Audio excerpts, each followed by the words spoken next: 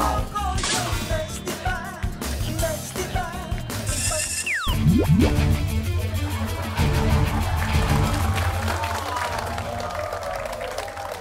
by. We are on in 5, 4, 3, 2. Good evening, boy. Good evening, Chrissy. Ito po ang Anino And Abunzat. Tonight! Chrissy, Yes, po. kanina sa backstage, parang medyo hyper ka pa eh. Pero ngayon, ba't parang medyo gloomy ka na? What happened? I know, boy. I'm sorry. Boy, can I have the floor tonight? Bakit sira ba yung floor sa bahay nyo? Boy, alam I ko, made a joke. alam kong kalbo ka po. But please, wag naman yung mga ganyang klaseng jokes. Sige ka, pependungin kita ulit. Kung pipigilan ba kita, mapipigilan ka. Of course not, boy. Precisely. Thank you, boy. Okay. Mga kaibigan, nag-decide po ako na magsalita at kausapin kayo tonight dahil gusto ko na pong sagutin ang mga issues, ang mga paratang sa akin ng mga detractors ko. Nataklesa daw po ako, mayabang daw po ako. Excuse me. Boy, alam mo to, I was not raised that way. Noong naging box office queen po ako via our movies with Rene, yung Pido Didang, narinig niyo ba akong nagmayabang? Naging massacre queen po ako for 5 consecutive years.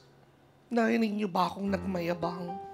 Kung alam niyo lang mga ginawa namin habang nagsushooting kami ni Direk Carlo, yung mga pinagawa niya sa akin, boy, hindi ako nagpa-double doon sa mga massacre scenes ko.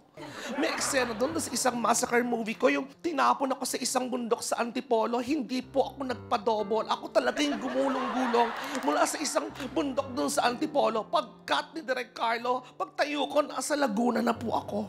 Nagmayabang ko ba yan? Noong naging horror queen po ako for so many years, may narinig po ba kayo sa akin?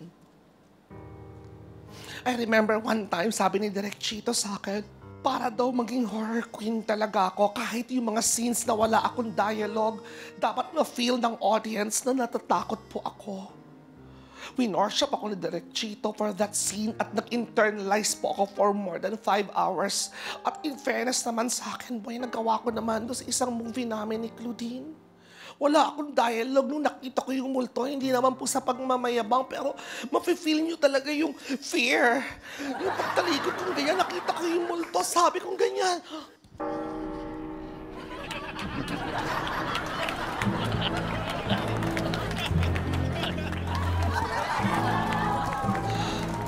May narinig po ba kayo sa akin? Pinagmayabang ko ba yun na nagawa ko yun? Nung eventually, naging po akong commercial queen sa dami ng mga ini-endorse kong products. May narinig ba kayo sa akin? Alam niyo ba, napakahirap pong maging commercial queen. One time, nagsha-shower ako, kinuha ko yung shampoo kong panting, tapos nilagay ko na sa hair ko. Sabi ko, ang lambot talaga, kaya lang naaamoy ko parang matamis. Pag amoy ko, ang nalagay ko pala yung ine-endorse kong lechon sauce. May narinig ba kayo sa akin? Hindi naman po sa pagmamayabang. Ngayon, naging na akong king of talk. Ilang beses na ako nag-resign sa mga talk shows ko, pero wala akong magagawa. Pilit akong pinababalik ng network. May narinig po ba kayo sa akin? Hindi po ako nagmamayabang. Pero ako lang po talaga ang nag-iisang queen of all media.